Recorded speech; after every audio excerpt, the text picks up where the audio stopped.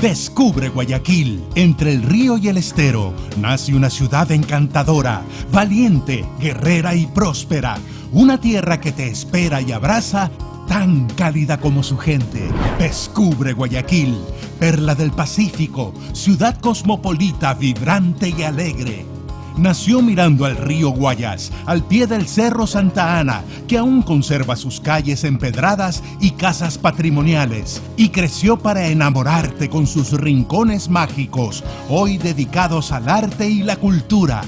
Desde lo alto, el faro nos guía para descubrir sus tesoros, sus bellos malecones, con amplios espacios y entretenimiento para todos, además de manifestaciones artísticas que reflejan con pasión nuestra identidad.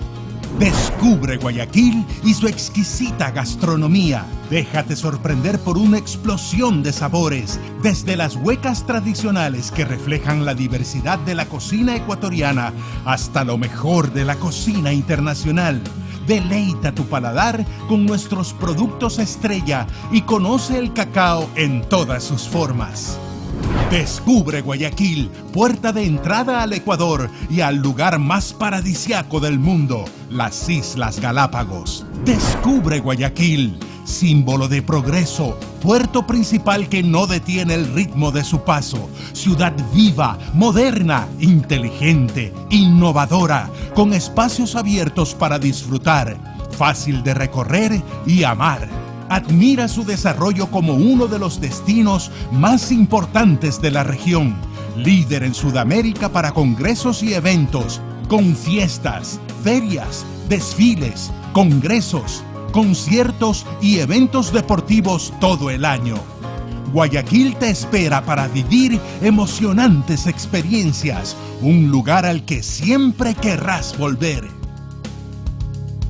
Guayaquil es mi destino. Buenos días con todos. Antes de comenzar, Roger, ¿me podría por favor dar acceso a compartir pantalla?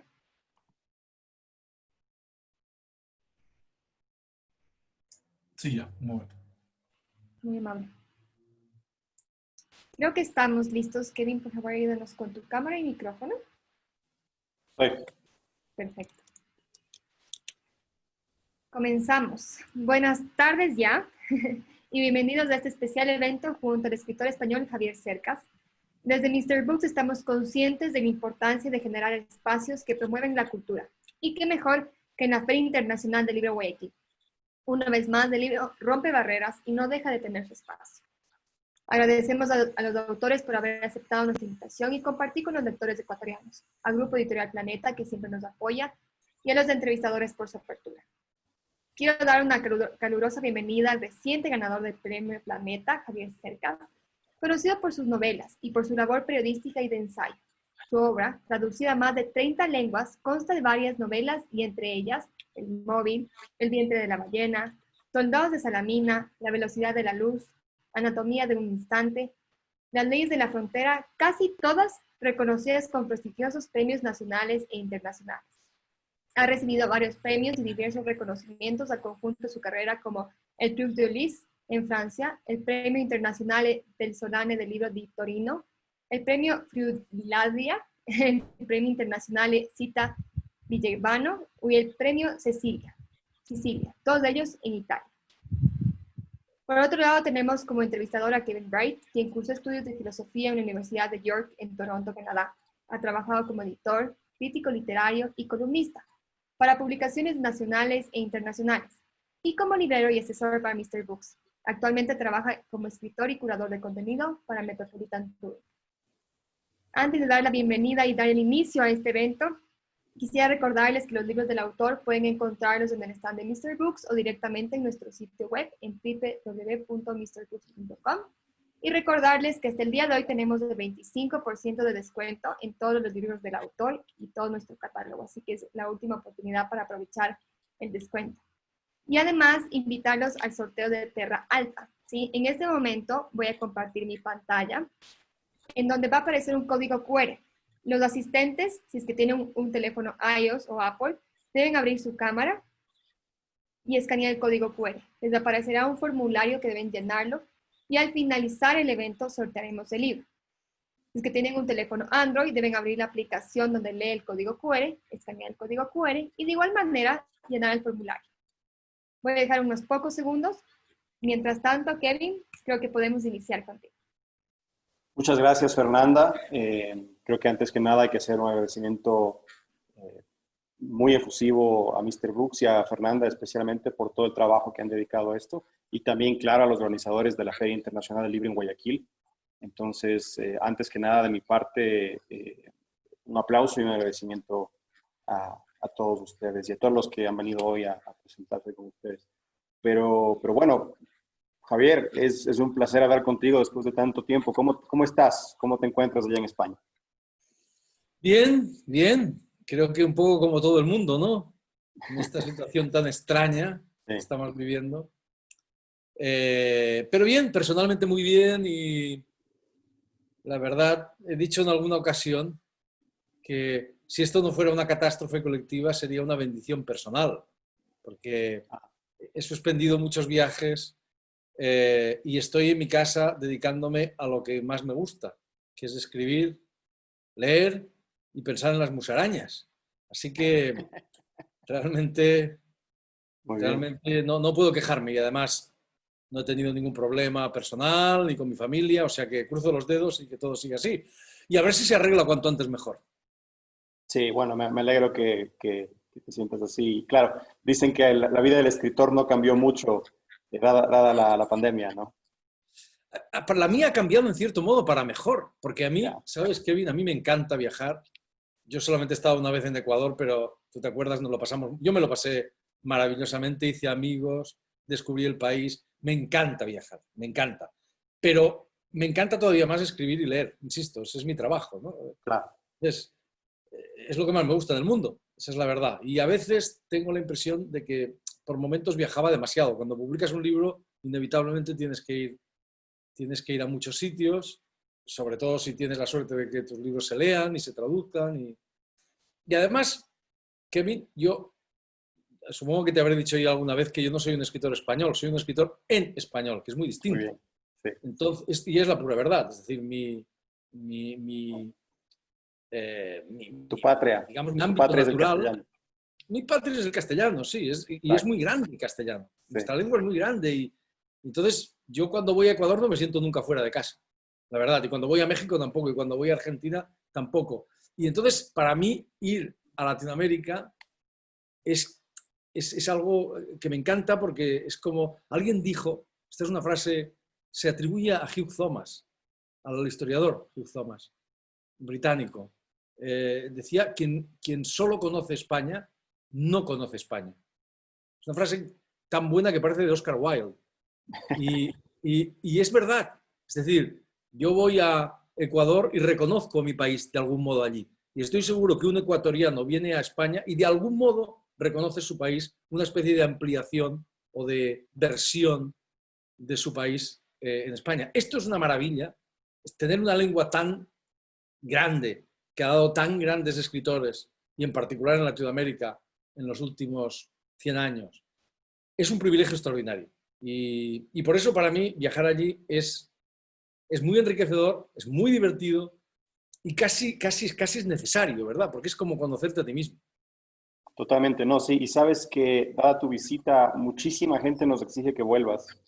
Y bueno, claro, dada la situación es imposible, pero cuando pasaste por aquí, por Ecuador, que visitaste Quito y Guayaquil, la gente quedó encantado con tu visita. Tienes unos seguidores aquí de tu literatura que son fanáticos acérrimos. Entonces, a quien todavía no ha leído la obra de Javier Cercas, se lo recomiendo encarecidamente, especialmente porque ahora tienes libro nuevo y me gustaría empezar a hablar de Terra Alta, que es una novela que a mí me gustó mucho y si te parece tengo un par de observaciones. Primero me gustaría hacerte recordarte una conversación que tuvimos la última vez que estuviste aquí, que es que hay escritores que van en busca de historias y hay historias que van en busca de autores. Entonces, me gustaría saber si tú te sientes que tienes que ir en pos de las historias para poder escribirlas o sientes que te encuentran a ti quizás un poco desprevenido. Siempre me encuentran a mí. Ya. Esto puede sonar incluso puede sonar vanidoso, pero es la verdad. Mentiría si dijera lo contrario. Y creo que un escritor tiene que esperar a que las historias le encuentren. Porque si él va a buscarlas, esas historias no son suyas. Las historias tienen que encontrarte. Mira, yo doy muy pocos consejos a los... Yo soy muy bueno recibiendo consejos, pero muy malo dándolos. Pésimo. Pero cuando alguien me pide un consejo, algún joven escritor, yo le digo dos cosas. Una, mi consejo es que lea, que escriba y que no tenga prisa por publicar. Ese es mi primer consejo. Pero el segundo es, sé fiel a tus obsesiones. Eso es lo más importante. Es decir, si por absurdas que parezcan, por insignificantes que parezcan, ¿no? Uno puede obsesionarse, qué sé yo, con que se levanta por la mañana convertido en escarabajo, pongamos, ¿no? Si tú eres Kafka, de ahí va a salir algo, porque ahí hay algo importante para ti, ¿verdad? Entonces, esa fidelidad a las obsesiones creo que es fundamental. Y en mi caso, yo he procurado tener siempre paciencia y ser fiel a ellas y escribir únicamente sobre aquello que es muy importante para mí, que por algún motivo que desconozco hasta que escribo el libro. Es decir, escribir el libro es averiguar por qué algo es tan importante para mí. Y en este caso no es ninguna excepción. Es decir... Sí, háblanos cómo te encontró Terra Alta entonces, cómo te encontró esta novela. Esta novela es un poco particular. Esta novela para mí supone en cierto sentido un cambio de rasante. Y incluso es posible que algunos lectores, sobre todo al principio, algunos de los lectores que tengo, al principio les haya sorprendido. Me han dicho, ¿esto qué es? Lo cual me encanta. Esta novela, por ejemplo, claro, estoy seguro. Esta novela surge básicamente de una necesidad, de una urgencia de renovación. Casi te diría de reinvención como escritor. Es decir, por simplificarlo muy rápidamente, el último libro que escribí, el penúltimo libro, el libro anterior a este, se titula El monarca de las sombras, y para mí era un libro muy importante. Era el libro que yo había querido escribir desde siempre, casi desde antes de querer ser escritor. Es un libro muy difícil para mí, es un libro que trata del héroe de mi familia, que era un chico, un niño casi. Fue a la guerra con 17 años, en el bando franquista de la guerra civil, y representaba para mí, era el símbolo de la adhesión de mi familia a una causa equivocada, digamos, ¿no?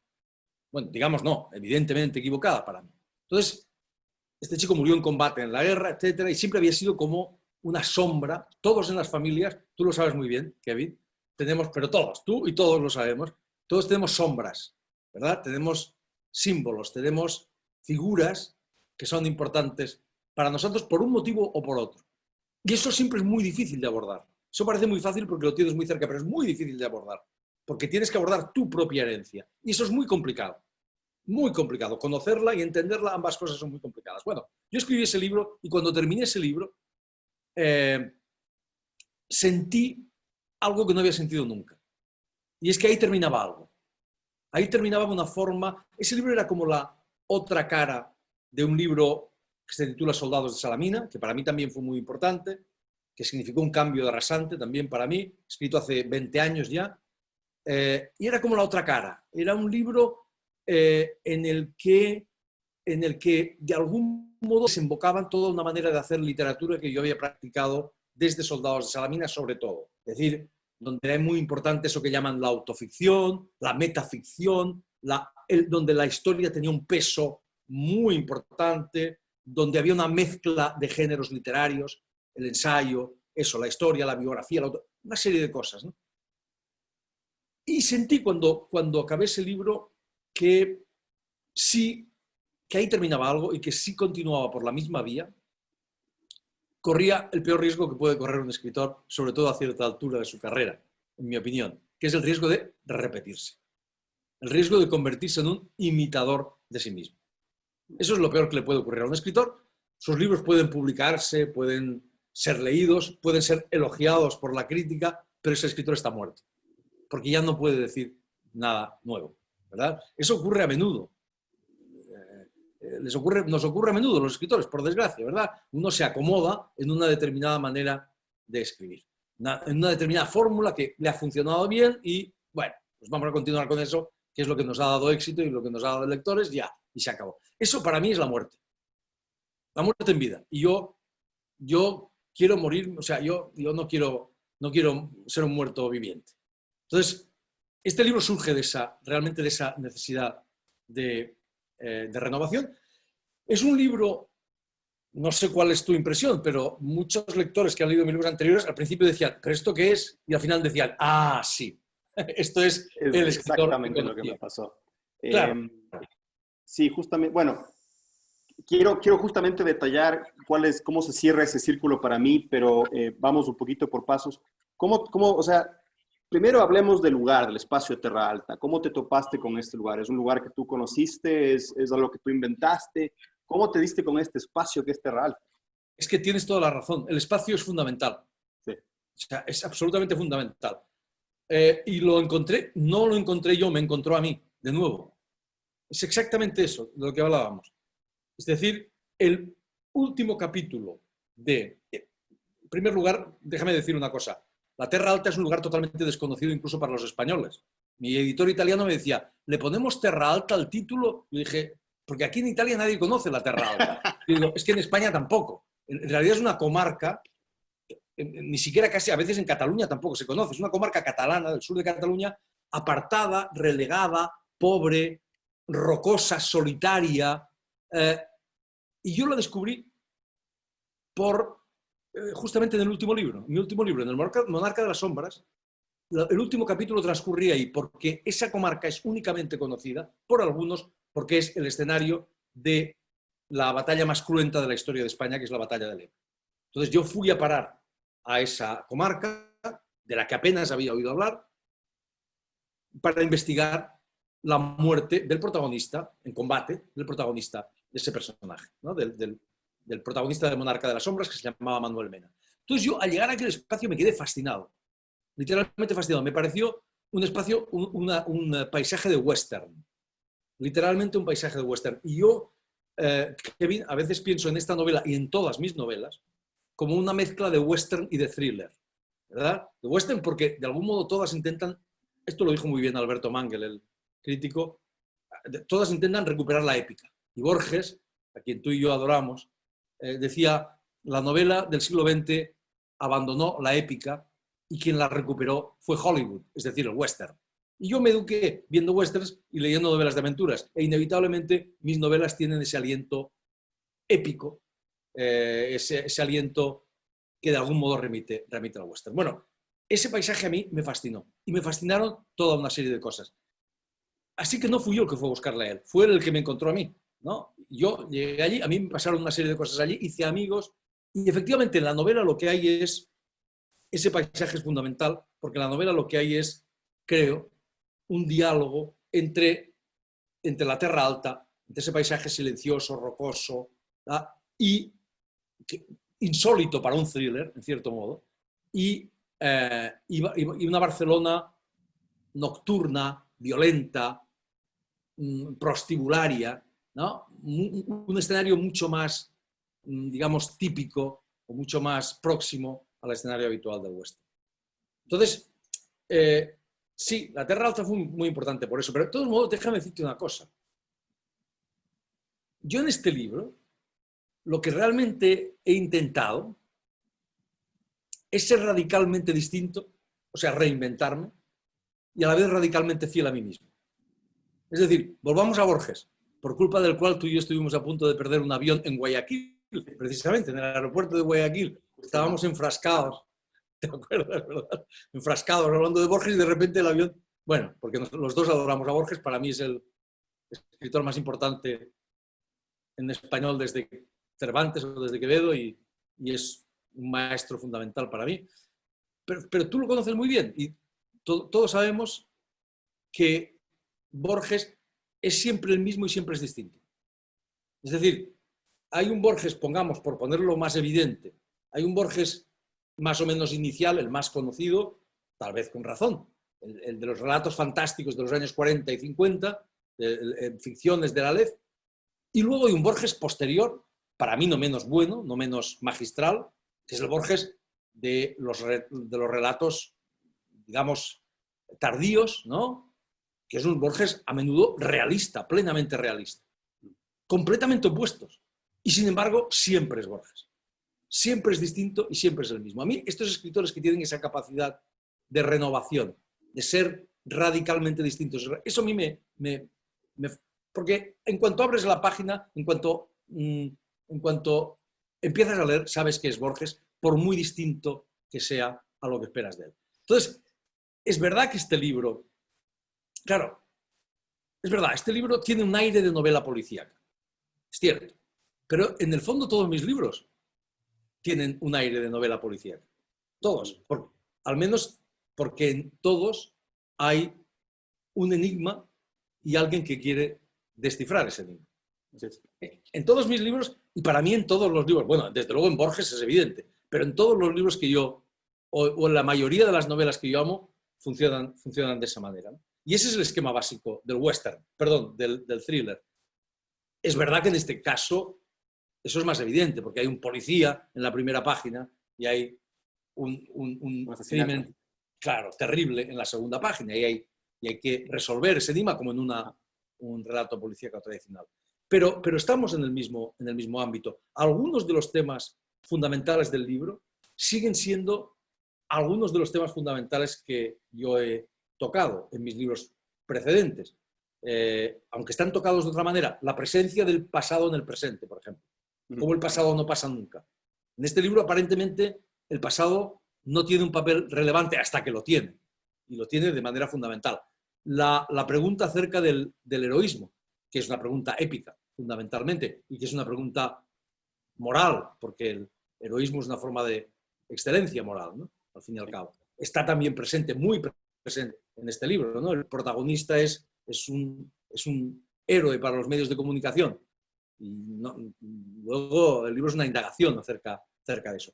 De manera que esos temas están ahí. Y al mismo tiempo hay temas nuevos. Hay cuestiones que yo nunca había abordado. Por ejemplo, la cuestión fundamental de este libro, que tiene que ver con la justicia. Perdón que te interrumpa, porque No. recuerda que mucha gente no ha leído el libro, entonces no quiero un poco arruinarles la sorpresa justamente del tema que estás a punto de topar. Pero hablemos de protagonista, hablemos de Melchor Marín, que es te debo confesar, al principio no entendía a ese personaje y no entendí por qué lo hiciste tan ávido lector. Pero claro, eso cobra sentido dentro de la novela. Entonces, ¿por qué no nos hablas de él? Sé que es un personaje que, volviendo a un poco la temática que estábamos discutiendo antes, es un personaje que tú descubriste, es un personaje que te descubrió a ti. ¿Cómo diste con ese detective? ¿Cómo diste con esa figura del detective lector? Mira, yo tengo problemas para hablar de este personaje, entre otras razones, porque debo confesar que yo es que estoy enamorado de este tipo. Este tipo me gusta mucho. Muy bien, sí, bien. Esa es la verdad, no puedo decir otra cosa. Mentiría si dijese otra cosa. Yeah. Y, de nuevo, debo decir que es un tipo que me encontró a mí, no lo encontré yo a él. Y esto es literalmente así. Es un personaje muy distinto a mí. Ya, en realidad no se parece en nada a mí. Su vida ha sido muchísimo más complicada, muchísimo más dura que la mía. Ha nacido en el barrio más pobre de Barcelona. Su madre es una puta. No conoce a su padre. Una vida dificilísima. Pero al mismo tiempo es un personaje para mí más que entrañable. Es un tipo que ha salido de mí, pero es mucho mejor que yo. Yo podría decir de él que lo que dijo Flaubert de Madame Bovary. Madame Bovary soy yo, decía Flaubert, de esta señora de provincias, infiel a su marido y llena de sueños, ¿verdad? Pues Melchor Marín de algún modo también soy yo. Es decir, su furia es mi furia, su sed a veces brutal de justicia que en ocasiones se confunde con una sed de venganza, es la mía, etcétera, etcétera, etcétera. Mira, aquí tengo el libro. Esto no lo tenía preparado, pero lo voy a hacer. Un día aquí lo tengo. Un día habían ocurrido una serie de cosas que están en el origen del libro y que no voy a explicar, sería demasiado largo. Pero un día que me ocurrieron en la Terra Alta, a veces unas cosas en el fondo anecdóticas, pero un día yo estaba en una situación especial, digamos, con esta idea de cambiar de registro, de cambiar de idea, y un día, al salir de mi casa, se me ocurrió una frase. Esta frase es la primera frase del libro, aunque ahora es la primera frase del segundo capítulo, ¿verdad? Es la primera frase del segundo capítulo. Esta es la primera frase que se me ocurrió. Y Kevin, para mí, la primera frase de un libro es fundamental. La primera frase de un libro tiene que darte no solo la música del libro, el tono del libro, sino que además, idealmente, tiene que contener el libro en germen, ¿no? Ponemos un ejemplo borgiano. ¿Te acuerdas del inicio de Pierre Menard, autor del Quijote? Que dice, la obra visible de Pierre Menard consta de tal y cual. En ese visible está ya el relato entero. Porque en realidad la obra de Pierre Menard es invisible. La obra fundamental de Pierre Menard, es decir, Pierre Menard intentó escribir un Quijote exactamente igual, con las mismas palabras que Cervantes, esa obra era invisible. Dice la obra visible. Ahí está todo. Bueno, esta es la primera frase que se me ocurrió del libro. Un día, caminando por la calle, la voy a leer. Dice así, 2 frases. Se llamaba Melchor porque la primera vez que su madre lo vio, recién salido de su vientre y chorreando sangre, exclamó entre sollozos de júbilo que parecía un rey mago. Su madre se llamaba Rosario y era puta. Esas son las 2 frases primeras que se me ocurrieron. Y aquí, para mí, está ya todo el libro. Aquí está la sangre, es decir, la violencia tremenda. Aquí están los sollozos, es decir, el dolor. Aquí está el júbilo, también la alegría. Aquí está la puta, es decir, el sexo. Está todo, de algún modo. Pero hay algo más importante. Y la figura del mago también como detective. El rey mago como detective, exactamente. Claro. Sí, señor. Claro, el mago que averigua la verdad, ¿no? Pero es que además había algo más importante, que es la música. Es decir, yo aquí escuché una música verbal que no había escuchado nunca en mis libros. Que no había escuchado nunca. Es decir, si recuerdas, la mayor parte de mis libros, no, todos mis libros, desde Soldados de Salamina hasta acá, eran libros escritos en primera persona. Así es. Y además en una primera persona muy cercana a mí mismo. A veces el tipo se llamaba, incluso el narrador se llamaba como yo. Claro. En cambio, en este caso, estamos en una tercera persona completamente distante de mí y hablando de un tipo que yo no sabía quién carajo era. No sabía quién era este tipo. En realidad, yo escribí este libro para averiguar quién era Melchor Marín. Y me encontré con un continente, me encontré con una cosa muy rara, efectivamente, con un lector, como tú dices. La lectura es fundamental en este libro, pero es que lo es para Melchor Marín. Para mí, Kevin, te voy a decir una cosa. Hablo demasiado, córtame cuando... No. Mira, te voy a ser sincero. La única cosa que la cosa que más me gusta y que más me disgusta entrevistarte a ti es que te adelantas a todas mis preguntas. Aquí tengo el listado. Aquí te iba a preguntar sobre Borges, aquí te iba a preguntar sobre el género policíaco y tú te has topado con todo lo que yo quería preguntar. Para mí no, esto está perfecto, sigue, porque estás confirmando justamente todas las dudas y todos los gustos que me dio el libro. Por favor, continúa. A esto se le llama charlatanería, soy un charlatán, hablo muchísimo. Para nada. Entonces, lo que iba a decir, sí, tú habías dicho lo del lector, lo de Melchor Marín como lector. Efectivamente, es verdad. Este es un libro lleno de literatura y en particular lleno de un libro muy importante que es Los Miserables, de Víctor Hugo. Para mí, Melchor Marín, te voy a confesar una cosa, es el lector ideal. No conozco un lector mejor que el Melchor Marín, porque Melchor Marín no es un intelectual. Melchor Marín no lee para obtener ningún beneficio práctico, ni siquiera lee simplemente lee por necesidad. Este chico es un chico salvaje. Bueno, lee por placer. la literatura es un placer, antes que nada, ¿verdad? Como el sexo. Si no hay placer, no hay sexo y no hay literatura. Pero además de, claro, pero además de un placer, es una forma de conocimiento. Como el sexo, de uno mismo y de los demás, ¿verdad?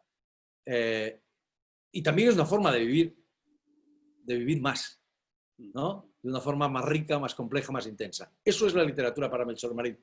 Pero Melchor Marín es un salvaje, hay que decir la verdad. Es decir, él es salvaje en el sentido que es un pésimo estudiante, no ha ido a la escuela prácticamente. De hecho, en fin, no voy a contar más cosas, pero no es un intelectual, es lo contrario de intelectual. Y entonces, por un azar, un día, estando en la cárcel, se topa con un bibliotecario maravilloso, por lo menos para mi gusto maravilloso, del cual yo también estoy enamorado, se llama el francés, que dice una cosa, para mí es una verdad absoluta. El francés dice, una de las pocas verdades absolutas que yo conozco. El francés dice, la mitad de una novela la pone el autor, la otra mitad la pone el lector. El lector. Esto es absolutamente cierto. Una novela es una partitura y es el lector el que la interpreta. Y cada lector la interpreta a su manera. Y en eso consiste la magia de la literatura, ¿verdad? Son los lectores los que terminan los libros. No hay literatura sin lectores. Y sobre todo sin lectores como Melchor, porque Melchor se encuentra con ese libro, con Los Miserables. Él no ha leído ningún libro, prácticamente, no ha leído una novela en su vida, pero intenta alguna cosa y pues, no le interesa para nada. Y de repente ocurre el milagro con ese libro. De te fabula narratur, dice Horacio, el poeta latino. La historia habla de ti. Eso es lo que siente Melchor al abrir Los Miserables. Siente lo que, es decir, lo que siente todo lector al encontrarse con un libro que ama, que le transforma, que le subleva, ¿no? Que le hace vivir más, como decíamos. Melchor siente que ese libro habla de él, que ese libro es una especie de espejo de su propia vida, que ese libro le permite entenderse a sí mismo, que ese libro le devuelve su propia existencia, de la cual estaba... Entender a otros, además. Y le permite entender a otros. Le hace ¿verdad? mejor Exacto, claro, exactamente. Se convierte ese libro, como todo el mundo recuerda, incluso aunque no haya leído Los Miserables, el malo de Los Miserables es un policía, se llama Javert. Y Melchor lee ese libro, nadie lo ha leído, probablemente, y convierte a Javert en el bueno. Y por eso decide ser policía. Convierte a Javert en el bueno porque la inflexibilidad de Javert es el prototipo de policía justiciero. Pero para Melchor es el bueno, porque para Melchor la ley es la única defensa que tienen los miserables, los pobres y los indefensos frente a los ricos y los poderosos. Entonces siente, ¿no?, ese motivo y otros le llevan a descubrir su vocación de policía. Así que, de algún modo, creo que este libro se podría leer como una especie de lectura, ¿no?, como una especie de interpretación, si se quiere, postmoderna, no lo sé, o postmoderna, qué sé yo, de Los Miserables. Yo más bien pienso que es, si me permites, mi lectura, ya que tú has hablado como el escritor, me voy a permitir hablar como el lector. Yo creo que es justamente una aplicación de una lectura muy borgesiana del género policíaco. Es decir, una cuestión que creo que nos causa mucho interés a los libreros, sobre todo, y a los críticos, es por qué el género policíaco es tan amado por los lectores. ¿Por qué todo el mundo lee género policíaco, independiente de lugar, región, lenguaje, clase social? Todo el mundo lee género policíaco. Y pienso que tú te has topado, y es justamente algo que yo quería preguntarte acerca de si tú tienes gusto por este género. Sabemos que Borges le fascinaba, porque me topé con una... Sentía que el escritor detrás de esta novela es un gran lector del género policíaco, que ha leído mucho género policíaco y que entiende profundamente al género policíaco, que entiende al detective, que entiende al criminal. Y tengo una conclusión que, ya que estamos un poco llegando aquí al final, quería pasártela, que es que tú, siendo escritor, eres como un detective, de cierta manera. Y has dicho algo brillante, que es, yo escribí esta novela para entender a ese señor, para entender a Melchor. Y eso es una obsesión digna de un detective. Entonces, antes de pasar a las preguntas del público, quería hacerte esa pregunta. Si tú te sientes como un detective siendo escritor. Completamente. Esta pregunta no me la habían hecho nunca, pero creo que es exactamente así. Creo que el escritor es un detective, porque escribe acerca de lo que no sabe, para saber. Muy bien. Creo que eso es absolutamente exacto. Y nunca lo había oído formular así. Piglia, que ha leído también muy bien a Borges, Ricardo Piglia, o que leyó, está muerto ya, decía, el detective es el último filósofo. Porque el filósofo va en busca de la verdad, y el detective también. Pero en mi caso, lo de que el escritor es un detective es que es absolutamente exacto. Porque para mí, escribir una novela consiste en formular una pregunta compleja de la manera más compleja posible. Es decir, y en ir a la búsqueda de una respuesta, sabiendo que esa respuesta al final es imposible. Muy bien. ¿Verdad? Y partiendo desde la ignorancia de uno, además. Claro, partiendo de la ignorancia de uno. O sea, yo escribo acerca de lo que no sé. Hemingway decía, hay que escribir acerca de lo que sabes. No, yo me ocurre lo contrario. Yo escribo acerca de lo que no sé, para saber. Eso está excelente. Eso está muy Y bueno. lo que pasa es que las verdades que descubres, hay algunas verdades que sí son tangibles. Es decir, al final de Terra Alta sabemos quién mató a los Adell, que son una pareja muy rica de la comarca, la más rica de la comarca, que aparecen asesinados al principio de la novela, lo sabemos. Pero lo esencial no lo sabemos. Las preguntas esenciales no las sabemos, ¿verdad? De manera que es un detective, claro, que es consciente de que las verdades morales, las verdades prácticas se pueden encontrar, pero las verdades morales son siempre escurridizas. Y que la verdad está en la búsqueda de la verdad, al final, ¿no? Es muy interesante eso que dices. No, me parece genial, Javier. Gracias por responder a mis preguntas, pero estoy seguro que hay preguntas del público. Entonces, no sé, Fernanda, si queremos adelantarnos un poquito el reloj y dejar que la gente empiece a participar. Sí, perfecto. Muchísimas gracias, Javier. Me quedo con algo que mencionaste y que no hay literatura sin lector. Para mí me pareció interesante y es por eso que estamos aquí, por los libros, por los escritores y por los lectores, ¿no? Sobre todo. Voy a colocar un momento más el código QR para que tenemos bastantes participantes, pero quisiera que participen un poco más y mientras tanto te formulo la primera pregunta, que dice así: ¿siente que su narrativa ha evolucionado, madurado con el tiempo? Creo que sí. Espero ser mejor escritor que al principio, la verdad.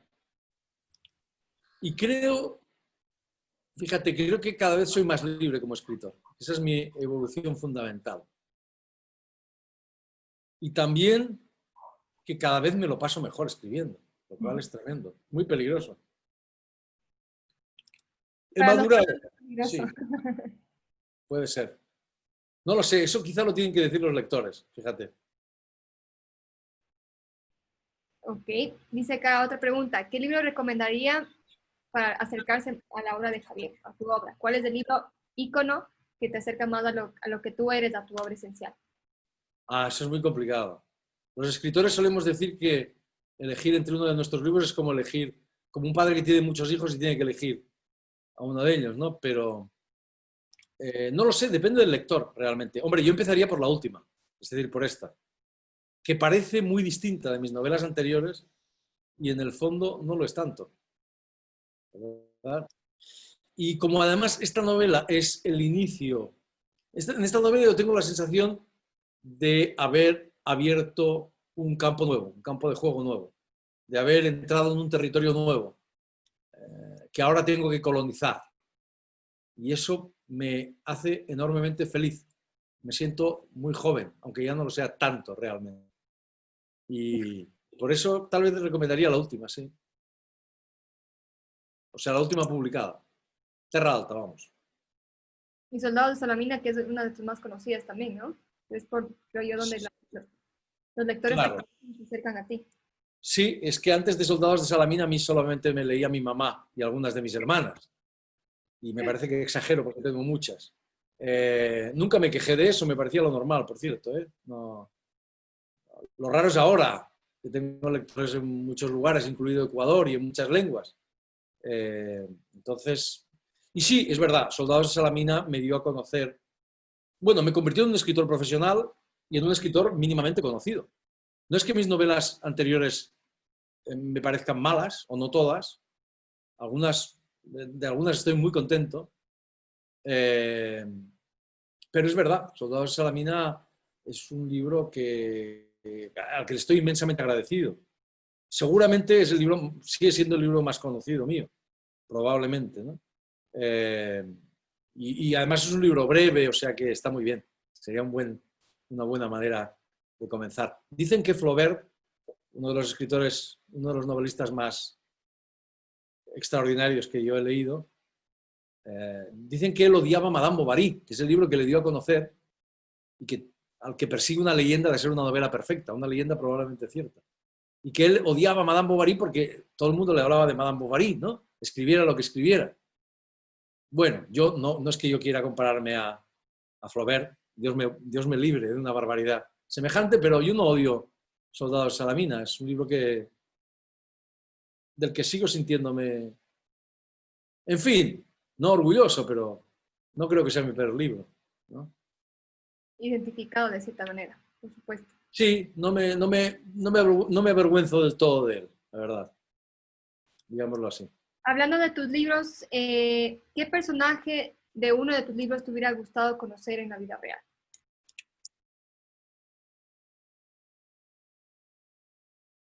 Bueno, yo tengo la particularidad de que he escrito novelas sin ficción, en las que los personajes son reales. Entonces esto cambia un poco las cosas, ¿no? Pero, bueno, realmente a Melchor Marín me encantaría verlo. Sí, o sea, pero es imposible, es que eso no puede ser. Los personajes solo existen en la imaginación de los autores y sobre todo de los lectores. O sea, cada lector tiene su propio Melchor Marín. El mío no es igual que el tuyo, o el de Kevin, o el de cualquier otro lector. Es lo que decíamos al principio. Las novelas las terminan los lectores. Perfecto, Javier. Por cuestiones de tiempo vamos a tener 2 preguntas más. Bueno, si es que Terra Alta tiene una segunda parte, pregunta. La respuesta es sí. En cuanto terminé este libro, sentí que, obviamente esto es una novela en sí misma, pero sentí que era parte de una novela más amplia. Por eso decía al principio que yo me enamoré de este chico, de Melchor Marín. Yo ya quiero saber más cosas de él. No puedo, o él no me deja que lo abandone, no lo sé. No quiere que lo abandone, no quiere que su vida se acabe. Entonces, yo lo primero que intento cuando acabo un libro es olvidarme del libro para poder empezar otro. Pero en esta ocasión ha sido imposible. Y sí, la segunda parte no va a tardar en salir, porque la empecé hace ya mucho tiempo, porque el libro tiene mucha historia. Y sí, forma parte de una novela más amplia, que se titulará Terra Alta, ¿verdad? O sea, pero no tiene nada que ver, digamos, no es una serie, no es Sherlock Holmes, para entenderlo. Es más bien, Terra Alta se ha convertido en mi Yognapatalfa, ¿no? En ese territorio que Faulkner se inventó y donde creó todo un montón de personajes y de gente y de historias. Entonces, Terra Alta, en mi caso, Terra Alta existe de verdad, pero también me la he inventado bastante. Y se ha convertido más bien en eso, en un territorio propio. Pero sí, habrá una continuación sin duda. Perfecto. La última pregunta dice, ¿cuál es el inicio del libro que más te ha impactado? Difícil, ¿ah? Porque acordarse todos los inicios de los libros, pero seguramente tú tienes uno favorito. Es que es complicado, ¿eh? Hombre, el de 100 años de soledad es brutal. Muchos años después, frente al pelotón de fusilamiento, el coronel Aureliano Buendía habría de recordar el día en que su padre le llevó a ver el hielo. No está mal ese principio, que por cierto surge de Rulfo, surge de un capítulo, del comienzo de un capítulo de Pedro Páramo.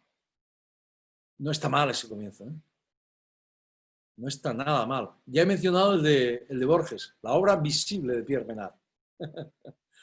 O hay tantos, Borges tiene tantos. No sé. ¿Sabes cuál me impresionó mucho? El de Rayuela. Él encontraría a la maga del principio, que luego sigue con una luz de ceniza y olivo. Y esa luz de ceniza y olivo es la primera frase. La primera frase del libro es encontraría a la maga, es un interrogante. Pero luego habla de una luz de ceniza y olivo. Y esa luz de ceniza y olivo, esa combinación me pareció extraordinaria, me impresionó mucho.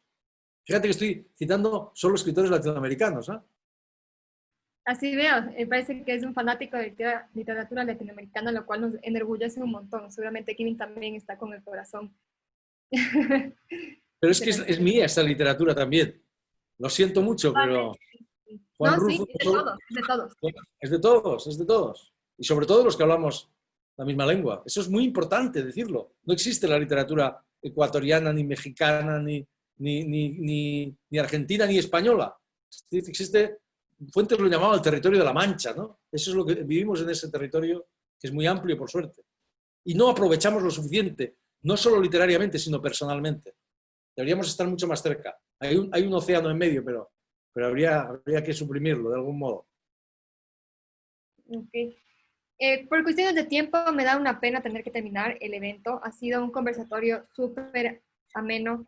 Tenemos a varias personas de los clubes de libros conectadas que te están viendo, Javier, y te agradezco por tu tiempo otorgado a Mr. Books, por estar aquí en la feria, por compartir con Kevin, que sé que son grandes amigos, y por eso es que se ha decidido hacer este conversatorio para que se sienta lo más ameno posible. Vamos a premiar al ganador, ¿sí? Pero antes quisiera que me des un número del 1 al 100, por favor. Yo te doy un número del 1 al 100. Sí, por favor, sí. 33. ¿Cuál? 33. Ok, 33. Mientras tabulamos la información, no sé si es que desea Kevin o Javier, por favor, decir algo a sus lectores respecto a Terra Alta o algún mensaje. Yo concuerdo plenamente con Javier de que esta novela es una gran introducción a la obra de Javier. Las novelas de Javier que a mí más me han impactado son, de hecho, los mencionaste el día de hoy justamente, Soldados de Salamina y El Monarca de la Sombra. Pienso que por motivos personales me han impactado tanto esos libros, pero pienso que también son buenas maneras de ingresar a la mente del escritor Javier Cercas. Entonces yo recomendaría El Monarca de las Sombras, Soldados de Salamina, y a quien guste de la buena literatura de detectives, Terra Alta.